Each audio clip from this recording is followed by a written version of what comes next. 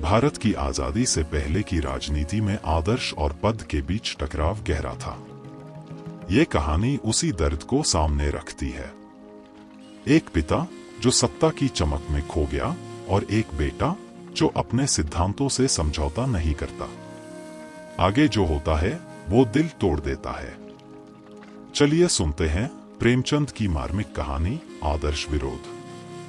महाशय दया कृष्ण मेहता के पांव जमीन पर न पड़ते थे। उनकी वह आकांक्षा पूरी हो गई थी जो उनके जीवन का मधुर स्वप्न था। उन्हें वह राज्याधिकार मिल गया था जो भारत निवासियों के लिए जीवन स्वर्ग है। वाइसराय ने उन्हें अपनी कार्यकारिणी सभा का मेंबर नियुक्त कर दिया था। मित्रगण उन्हें बधाइयां दे रहे थे। चारों ओर आनंदोत्सव मनाया जा रहा था। कहीं दावतें होती थीं, कहीं आश्वासन पत्र दिए जाते थे। वह उनका व्यक्तिगत सम्मान नहीं, राष्ट्रीय सम्मान समझा जाता था। अंग्रेज अधिकारी वर्ग भी उन्हें हाथों हाथ लिए फिरता था। महाशय दया कृष्ण लखनऊ के एक सुविख्यात बैरिस्टर थे। बड़े उदार हृदय, राजनीति में कुशल तथा प्रजाभक्त थे। सदैव सार्वजनिक कार्यों में तल्लीन रहते थे। समस्त देश में शासन का ऐसा निर्भय तत्वान्वेषी, ऐसा निःस्पृह समालोचक न था और न प्रजा का ऐसा सूक्ष्मदर्शी, ऐसा विश्वसनीय और ऐसा सहृदय बंधु। समाचार पत्रों में इस नियुक्ति पर खूब टीकाएं हो रही थी। एक ओर से आवाज आ रही थी, हम गवर्नमेंट को इस चुनाव पर बधाई नहीं दे सकते। दूसरी ओर के लोग कहते थे यह सरकारी उदारता और प्रजाहित चिंता का सर्वोत्तम प्रमाण है। तीसरा दल भी था जो दबी जबान से कहता था कि राष्ट्र का एक और स्तंभ गिर गया। संध्या का समय था। कैसर पार्क में लिबरल लोगों की ओर से महाशय मेहता को पार्टी दी गई। प्रांत भर के विशिष्ट पुरुष एकत्र थे। भोजन के पश्चात सभापति ने अपनी वक्तृता में कहा, हमें पूरा विश्वास है कि आपका अधिकार प्रवेश प्रजा के लिए हितकर होगा और आपके प्रयत्नों से उन धाराओं में संशोधन हो जाएगा जो हमारे राष्ट्र के जीवन में बाधक हैं। महाशय मेहता ने उत्तर देते हुए कहा, राष्ट्र के कानून वर्तमान परिस्थितियों के अधीन होते हैं। जब तक परिस्थितियों में परिवर्तन न हो, कानून में सुव्यवस्था की आशा करना भ्रम है। सभा विसर्जित हो गई। एक दल ने कहा, कितना न्यायुक्त और प्रशंसनीय राजनैतिक विधान है।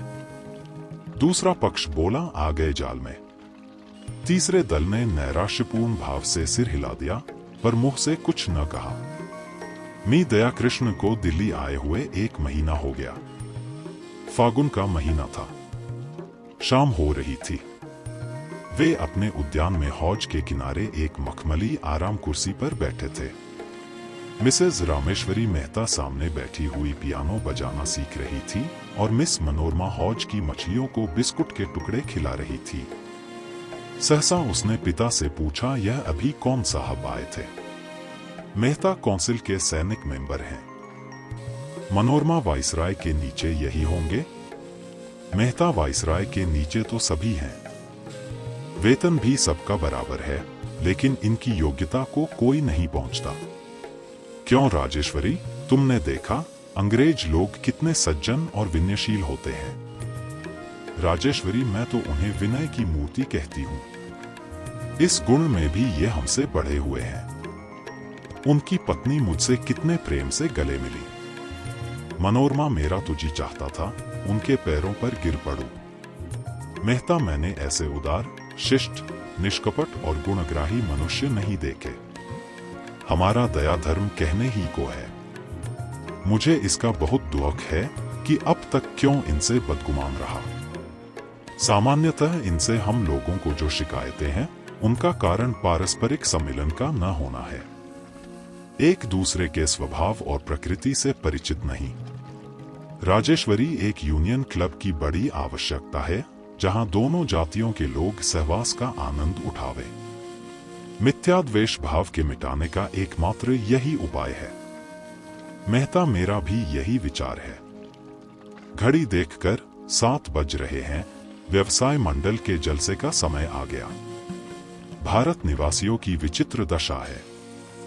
ये समझते हैं कि हिंदुस्तानी मेंबर काउंसिल में आते ही हिंदुस्तान के स्वामी हो जाते हैं और जो चाहे स्वच्छंदता से कर सकते हैं। आशा की जाती है कि वे शासन की प्रचलित नीति को पलट दें, नया आकाश और नया सूर्य बना दें। उन सीमाओं पर विचार नहीं किया जाता है जिनके अंदर मेंबरों को काम करना पड़ता है। राजेश्वरी इनमें उनका दोष नहीं। संसार की यह रीति है कि लोग अपनों से सभी प्रकार की आशा रखते हैं। अब तो काउंसिल के आधे मेंबर हिंदुस्तानी हैं। क्या उनकी राय का सरकार की नीति पर असर नहीं हो सकता? मेहता अवश्य हो सकता है और हो रहा है, किंतु उस नीति में परिवर्तन नहीं किया जा सकता। आधे नहीं, अगर सारे मेंबर हिंदुस्तानी हो तो भी वे नई नीति का उद्घाटन नहीं कर सकते। वे कैसे भूल जावे कि काउंसिल में उनकी उपस्थिति केवल सरकार की कृपा और विश्वास पर निर्भर है। उसके अतिरिक्त वहां आकर उन्हें आंतरिक अवस्था का अनुभव होता है और जनता की अधिकांश शंकाएं असंगत प्रतीत होने लगती हैं। पद के साथ उत्तरदायित्व का भारी बोझ भी सिर पर आ पड़ता है। किसी नई नीति की सृष्टि करते हुए उनके मन में यह चिंता उठनी स्वाभाविक है कि कहीं उसका फल आशा के विरुद्ध न हो। यहाँ वस्तुतः उनकी स्वाधीनता नष्ट हो जाती है। उन लोगों से मिलते हुए भी झिझकते हैं जो पहले इनके सहकारी थे, पर अब अपने उच्छृंखल विचारों के कारण सरकार की आंखों में खटक रहे हैं।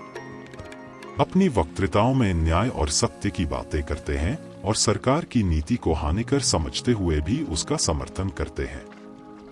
जब इसके प्रतिकूल वे कुछ कर ही नहीं सकते, तो इसका विरोध करके अपमानित क्यों बने? इस अवस्था में यही सर्वोचित है कि शब्दाडंबर से काम लेकर अपनी रक्षा की जाए।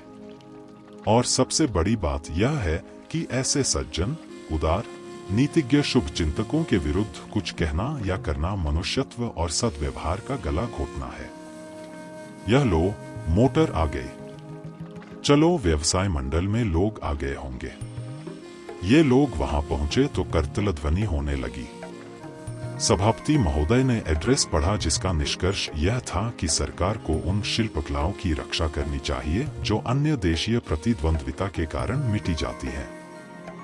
राष्ट्र की व्यावसायिक उन्नति के लिए नए नए कारखाने खोलने चाहिए और जब वे सफल हो जावे तो उन्हें व्यावसायिक संस्थाओं के हवाले कर देना चाहिए। उन कलाओं की आर्थिक सहायता करना भी उसका कर्तव्य है जो अभी शैशवावस्था में है, जिससे जनता का उत्साह बढ़े। अगर यहाँ तक कहानी पसंद आई है तो वीडियो को लाइक करें और मिलते हैं इस कहानी के अगले पार्ट में।